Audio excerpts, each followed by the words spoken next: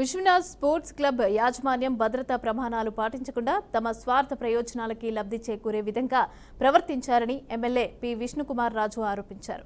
Sports club నిర్వాహకుల నిర్లక్ష్యంతో 7 ఏళ్ల పసిబాలుడు మృతి చెందాడని, దీనిపైన తాను ఎటువంటి పోరాటానికైనా సిద్ధంగా ఉన్నానని అంటున్న విశాఖ ఎమ్మెల్యే విష్ణుకుమార్ రాజుతో మా ప్రతినిధి DP Naidu face to face. Visakha port స్టేడియంలో నిర్వహిస్తున్నటువంటి విశ్వనాథ్ వాటర్ పార్కులకు సంబంధించి నిన్న జరిగిన ఘటనకు సంబంధించి స్థానిక ఎమ్మెల్యే ఉత్తర నియోజకవర్గం ఎమ్మెల్యే విష్ణుకుమార్ రాజు కూడా ఈ పూర్తి స్థాయిలో ఇక్కడ పరిశీలించడానికి అయితే మాత్రం ఇక్కడ రావడం జరిగింది. ఏదైతే ప్రమాదం జరిగిన ప్రాంతాన్ని కూడా చూడడం జరిగింది. అదేవిధంగా చూసుకున్నట్టు ఈ పూల్ తాలూకా లోతు ఎంత ఉందనేది తానే స్వయంగా దిగి తెలుసుకున్న పరిస్థితి కూడా కనిపిస్తుంది. సార్, మనకు చూడవచ్చు, మరి ఈ పూల్కి సంబంధించి ఎటువంటి సేఫ్టీ అయితే మనకి కనిపించలేదు. అదేవిధంగా చూసుకున్నట్టు ఇక్కడ సీసీటీవీలు కూడా లేని పరిస్థితి అయితే కనిపిస్తుంది. దీన్ని మనం ఏ విధంగా పరిగణించవచ్చు? అసలు 3 అడుగుల వయసు 3 అడుగుల ఎత్తు ఉన్న 8 సంవత్సరాల వయసు పిల్లోడికి అసలు దీంట్లో దిగనివ్వకూడదు. First point. ఎందుకంటే ముందుకు వెళ్ళేటప్పటికి కింద అసలు ఈ వేవ్స్ రాకముందే కింద మనకి కంట్రోల్ లేనటువంటి పరిస్థితి ఉంది. ఎక్కడ కూడా సైడ్స్ని మనం పట్టుకునే దానికి రబ్బర్ ఫెండర్స్ లాంటివి కానీ ఏ విధమైన ఏదీ లేదు. ఇక్కడ సేఫ్టీ జీరో. కాబట్టి ఇది ఈ పిల్లవాడు రిషిత్ చనిపోవటానికి కారణం ఈ మేనేజ్మెంట్ అని చెప్పడానికి ఏమాత్రం సందేహం లేదు. ఎట్టి పరిస్థితుల్లోనే this has to be closed. So ప్రధానంగా చూసుకుంటే విశాఖపట్నం పోర్ట్ ట్రస్ట్ చెందినటువంటి ఈ స్థలాన్ని లీజుకి ద్వారా తీసుకొని ఇటువంటి కార్యక్రమాలు చేపడుతున్నారు. అంటే దీన్ని పోర్టు కూడా దీని మీద ఎటువంటి పర్యవేక్షణ కూడా లేని పరిస్థితి అయితే ఉంది. అయితే దీన్ని పోర్టుకి ఏమైనా మీరు తెలియజేసే అవసరం ఏమైనా ఉండొచ్చు? పోర్ట్ ట్రస్ట్కి మేనేజ్మెంట్ వారికి డిప్యూటీ చైర్మన్ గారికి నేను ఉదయం 10 గంటలకి ఫోన్ చేశాను. నాకు తెలిసిన వెంటనే చెప్పి సార్ ఏమో ఢిల్లీలో ఉన్నారు, నేను వెంటనే సెక్రటరీ గారితో మాట్లాడతాను, దీనిపైన ఎంక్వైరీ చేస్తామని చెప్పారు. ఇప్పుడు పోర్టు స్థలం ఇచ్చినప్పుడు ఈ మొత్తం అన్నీ మీరు చూడండి, చెట్లన్నీ బ్రహ్మాండమైన చెట్లు ఉండేది. ఆ గ్రీనరీ అంతా కొట్టేశారు. అంటే గ్రీనరీ కొట్టేయడానికి ఏమన్నా పర్మిషన్ అంతకుముందు విశాఖపట్నం పోర్ట్ ట్రస్ట్ వారు ఇచ్చారా? లేదు, ఇవ్వలేదు నాకు తెలిసినంత వరకు.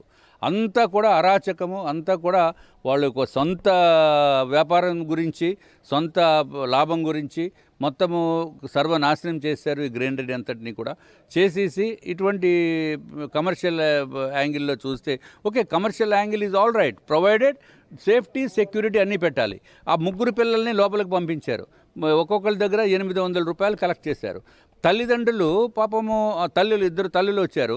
వాళ్ళకి లోపల వచ్చేదానికి మళ్ళీ వాళ్ళకి కూడా 800 రూపాయలు కట్టాలన్నారు. అంటే 800 ఇద్దరు అంటే 1600 రూపాయలు. చాలని జీతాలతోటి 1600 మనం ఎందుకు అని చెప్పి పాపం మీరు జాగ్రత్తగా తీసుకెళ్ళి రండి అని చెప్పి వాళ్ళనేమో బయట ఉండిపోవడం జరిగింది. కేవలం డబ్బులు ఇంత అసలు బుర్రా బుద్ధి ఉండద్దా ఈ మేనేజ్మెంట్కి? పిల్లలు ఇక్కడ వచ్చినప్పుడు తల్లులేమి ఇక్కడ దీంట్లో దిగే పరిస్థితి కాదు. వాళ్ళు అక్కడ చుట్టూ పరిరక్షణ ఉంటే ఆ పక్కన ఇంకెవరైనా సేఫ్టీకి సెక్యూరిటీకి ఉన్న వాళ్ళకి ఉంటే ఆ తల్లులే ఫోకస్ చేస్తారు, వెంటనే అలర్ట్ చేస్తారు. అటువంటిది లేకుండా ఈ అబ్బాయి చనిపోవడానికి కారణం మేనేజ్మెంటు. కాబట్టి నేను కలెక్టర్ గారికి చెప్పాను, ఇమీడియట్గా చర్య తీసుకుని టోటల్గా క్లోజ్ చేసేయండి సార్. అన్లెస్ ఇది సేఫ్టీ ఆడిట్ చేసిన తర్వాత ఎప్పుడన్నా ఇటువంటి పరిస్థితి ఏర్పడినప్పుడు ఎవరు రెస్పాన్సిబిలిటీ, ఆ రెస్పాన్సిబిలిటీ కూడా ముందు పిన్ పాయింట్ చేయవలసిన అవసరం ఉందని చెప్పి నేను తెలియజేసుకున్నాను. గతంలో చూసుకున్నట్లయితే మీ మనవరాలకు కూడా ఇక్కడ జరిగినటువంటి సంఘటన నేపథ్యంలో మీరు కూడా గతంలో ప్రశ్నించారు. అయినప్పటికీ కూడా వీళ్ళు ఎటువంటి మార్పు అయితే కనిపించలేదు. దీన్ని మనం ఏ విధంగా చూడొచ్చు? మా మనవరాలకి జరిగింది గో కార్టింగ్ విషయంలో. నేను ఎప్పుడో యూఎస్లో ఎక్కడో గో కార్టింగ్ చూశాను, కానీ ఇక్కడ ఇంత దిక్కుమాలిన గో కార్టింగ్ వెహికల్స్ ఇలా ఉన్నాయని చెప్పి నేను ఎప్పుడు ఊహించలేదు. ఇది కనుక నేను ఊహించుంటే నేను పంపకపోదును కూడా. మా అమ్మాయి కూడా వచ్చింది. మా అమ్మాయిని తర్వాత పిల్లలు ఇద్దరు వచ్చిన మలానే నా వెహికల్ ఉంది, కారు ఉంది, డ్రైవర్ ఉన్నాడు, అంతా ఉన్న మలాన ఏదైతే గో కార్టింగ్లో పార్టిసిపేట్ చేసిన తర్వాత ఆ ముందు వెహికల్ వెళ్ళి గుద్దుకున్న వెంటనే ఆ అమ్మాయి తుల్లిపోయి బయటపడిపోయింది. అంటే సేఫ్టీ బెల్ట్స్ కూడా సరిగ్గా లేవు. చిన్నపిల్లల ప్రాణాలు పోకూడదనే ఉద్దేశంతో నేను కలెక్టర్ గారికి చెప్పి ఇది టోటల్గా మోయించేయండి అని చెప్పాను.